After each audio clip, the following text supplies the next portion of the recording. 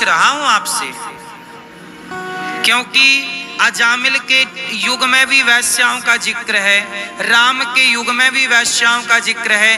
धरती पे सतयुग, त्रेता, द्वापर, कलयुग, युग कोई भी हो, वैश्याएं हर युग में रही हैं। बड़ी बड़ी वैश्याओं की कथाएं भागवत जी में हैं और पुराणों में भरी पड़ी हैं। वैश्याओं की भी मुक्ति हुई, भक्ति के रास्ते पर चली। मैं आपसे केवल सामान्य क्वेश्चन कर रहा हूं आज कि बताओ, वैश्याओं का होना सही है समाज में कि गलत?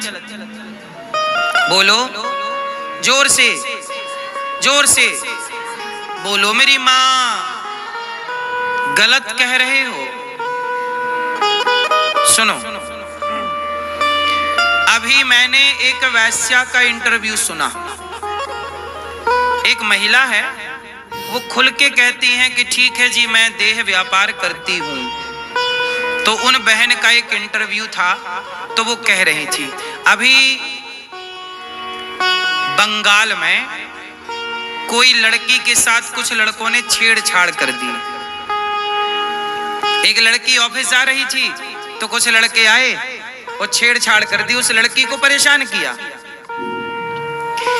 तो उस क्षेत्र की कुछ वैश्याओं ने वीडियो जारी किया प्रॉपर, ये हमारे देश की घटना है। उस आधार पर मैं आपसे ये सारे प्रश्न कर रहा हूं और चर्चा छेड़ रहा हूं। एक लड़की ऑफिस जा रही थी, अपना काम करती, गरीब परिवार से थी, पैसे कमाती, अपने गृहस्थी चलाती, भाई बहन को पढ़ाती लिखाती। उस लड़की को कुछ लड़के छेड़ने लग गए। तो वैश्याओं को पता चला कि एक लड़की को कुछ लड़के छेड़ रहे हैं। तो वैश्याओं ने प्रॉपर एक वीडियो बना के डाला कि दुनिया वालों, जब तुम्हें किसी स्त्री को छेड़छाड़ करने की जब इच्छा हो तो हमारे पास आ जाया करो। 10-20 रुपए में ही हम तुम्हारी इच्छाएं पूरी कर दिया करेंगे। हम तो काम ही ये करती हैं। जब तुम्हारा मन विचलित हो तो हमारे पास आ जाया करो। वो पढ़ने लिखने वाली बहन बेटियों को जो जिंदगी संवारने में लगी हैं, उन्हें क्यों परेशान करते हो? इस बात से ये पता चला कि उन वैश्याओं के भीतर भी एक इंसान है, एक मानवता है, और ऐसी मानवता है जिस मानवता ने दानवों को दानव होने से रोक रखा है। जरा सोचिए कि वो ये कह रही हैं कि 10-20 रुपए में हम तुम्हारी सारी इच्छाएं पूरी कर देंगे। तुम किसी बहन बेटी को क्यों छेड़ रहे हो, क्यों परेशान कर रहे हो? अच्छा ये बताओ, जरा थोड़ी देर के लिए सोचिए कि आज वैश्याएं ना होती तो तुम्हारी बेटी घर सुरक्षित लौटती? क्या गारंटी थी? कम से कम बिगड़ा हुआ पुरुष का समाज, कुछ बिगड़ा हुआ पुरुष का तबका, जो कुछ पुरुष बिगड़े हैं, कम से कम वो अपनी भूख प्यास मिटाने उनके पास चले जाते हैं और वो पैसे लेकर उनकी भूख प्यास मिटा देती हैं। कम से कम तुम्हारी बहन बेटियां तो सुरक्षित हैं, वरना ये भेड़िए क्या देखें कि ये किसकी बहन है किसकी बेटी है, और नौच नौच के खा जाएं। क्यों जी? कभी विचार कीजिएगा जरूर। सोचिए कि वो वैश्या ने, वो बहनों ने ये बात कह के समाज को कौन सा आईना दिखा दिया कि तुम किसी बहन बेटी को क्यों परेशान करते हो, आ जाया करो हमारे पास। क्यों? और वो जो जिन्हें वैश्या कहा जाता है, एक्चुअली वो स्त्रियां भी वैश्या कोई यूं ही थोड़ी हो जाता है। निश्चित उनकी मजबूरियों ने, उनके हालातों ने उनको वैश्या बनाया होगा। क्यों? मैंने बहुत स्त्रियों के बारे में सुना है। एक बहन मेरे पास आई, उनके पति की मृत्यु हो गई, छोटा सा बच्चा था, पति की मृत्यु हो गई, तो स्वाभाविक है कि काम पैसे की तंगी तो आएगी। तो जब पैसे की तंगी आई तो वो काम लेने गई, मांगने गई कि भाई काम दे दो।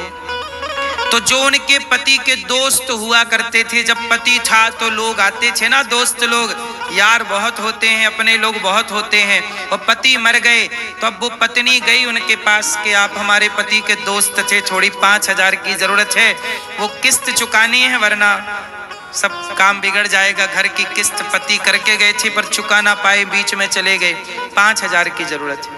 तो उस आदमी ने कहा कि 5 नहीं, हम तो 10 दे देंगे, पर जैसा हम कहते हैं वैसा करो। कुछ स्त्रियों की मजबूरी होती है, समाज ऐसा हो गया है कि यदि जान ले कि आप मजबूर हैं तो आपकी छाती पे हाथ रखने वाले 1000 होंगे, कंधे पे हाथ रखने वाले बहुत कम होते हैं। यदि स्त्री मजबूर है, ये बात दुनिया को पता लग जाए कि ये स्त्री मजबूर है, तो फिर आपको लोग अपनी उंगलियों पर नचाना चाहते हैं। ये समाज की कड़वी सच्चाई है या नहीं? छाती पे हाथ लगाने वाले बहुत होंगे, कंधे पे हाथ रखने वाले बड़े कम होते हैं। यदि समाज, यदि भारत का पुरुष यदि नारियों के कंधे पे हाथ रखता तो किसी नारी को वैश्या ही ना बनना पड़ता। कंधे पे हाथ रखने वालों का इस समाज में प्रतिशत कम है। इसलिए क्या करें? इसलिए सबकी अपनी जिंदगी है। हमने तो केवल ये बात आपको इसलिए बताई, हमें उस बहन की ये बात बड़ी अच्छी लगी कि क्यों किसी को परेशान करते हो, हम है ना तुम्हारे लिए। मतलब एक वो स्त्री है जो अन्य बहन बेटियों को सुरक्षित करने के लिए, वो ये वाली बात हो गई ना कि शेर को भूख लगी थी और माँ और बेटी थी, तो उसकी बेटी जवान थी और माँ, अब शेर को भूख लगी तो शेर बोला कि तुम 2 में से एक मेरे पास आओ। तो माँ बोली कि बेटी तू भाग जा, क्योंकि तेरी तो अभी पूरी जिंदगी पड़ी है, मैंने तो जी ली, मैं परुस जाती हूँ शेर के आगे, शेर मुझे खा लेगा, तू भाग जाना। तो समाज को सुरक्षित करने के लिए वो बहनें अपने को बाजार में बेचने लग गई कि तुम पढ़ लो, तुम योग्य बन जाओ, तुम ठीक ठीक चल पड़ो, है ना। कम से कम ये उन लोगों से तो बेहतर है जो अपने वाले को काट पीट के पैक कर देती हैं, या अपने वाली को काट पीट के। समाज में ये सारी बातें किस ओर ले जा रही हैं आप समझ सकते हैं।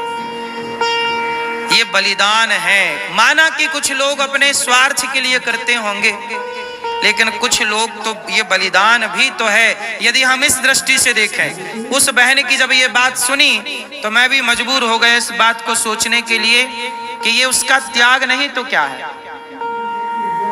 ये उसका बलिदान नहीं तो क्या है।